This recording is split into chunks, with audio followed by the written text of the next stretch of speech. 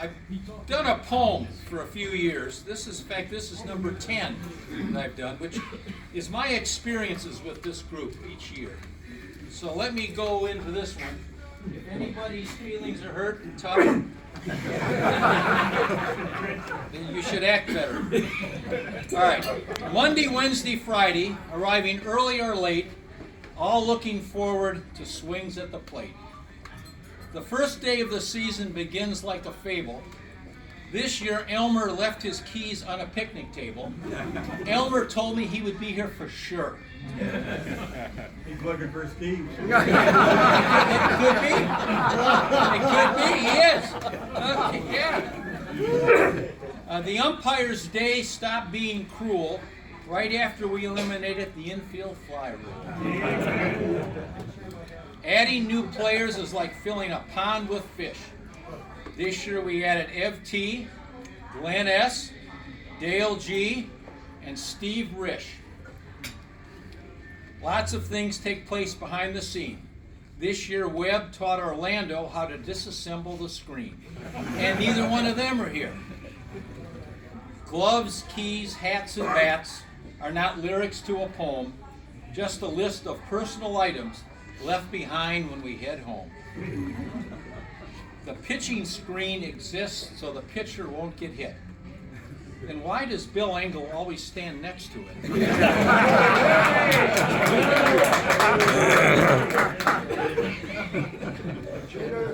We've played this game for years. Each day has a similar routine. Bill and Larry put teams together while Ted assembles the screen.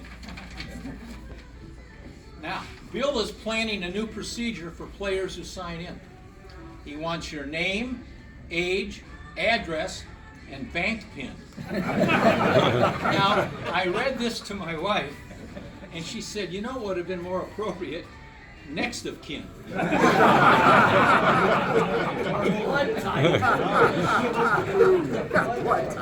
Leo puts up the sunscreen tarp with a smile and glee, but he still waits for a thumbs up from Dick V.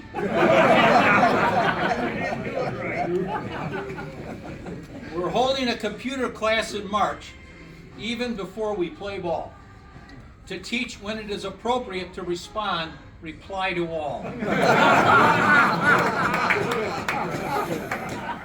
don't know how many people think it's important, that kind of stuff. We lost another player this year, a guy who loved to play. I wish you all had known that sweet swinging lefty, Leo Ray. And those of us that have been around a while, he was a heck of a ball player. When we play with 3 teams, the day is officially sealed when we hear the cry, Dan Doc, your team's in the field.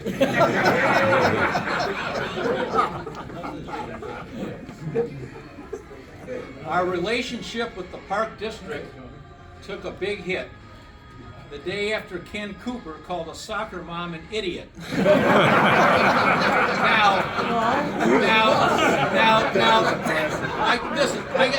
I've got to give full disclosure here. Really, I've stretched this a little bit. You know, in an effort to make the words rhyme with hit, I said idiot. The truth is, he called every mom out there an idiot. He said they're all idiots. Bunch of idiots. He didn't show any favoritism. Okay. No.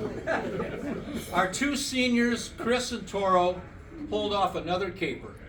This year, an article about them made the front page of the paper. Yeah. And it's there, over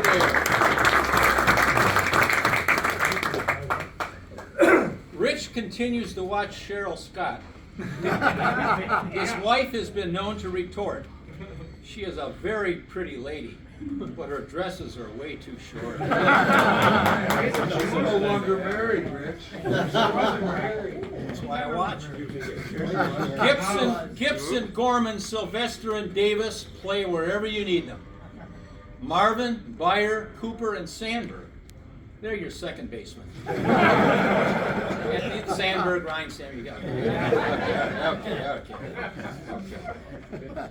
For Fedeschi, Ferrito, Compton, and Wayne, hitting the long ball is key.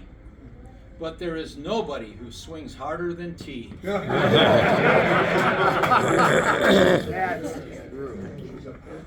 George arrives at the field late, says he's not very handy. Likes to show his appreciation by passing out candy. Larry was feeling good about his pitching and hitting one day. Then Rich criticized how he put the equipment away. Well, you don't do that. One day in the sun. We can play an hour and a half without even a pout, then argue for 15 minutes if a base runner was safe or out.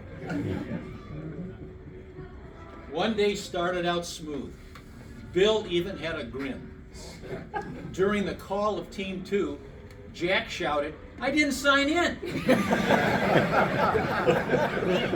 Remember that, Jack? I remember.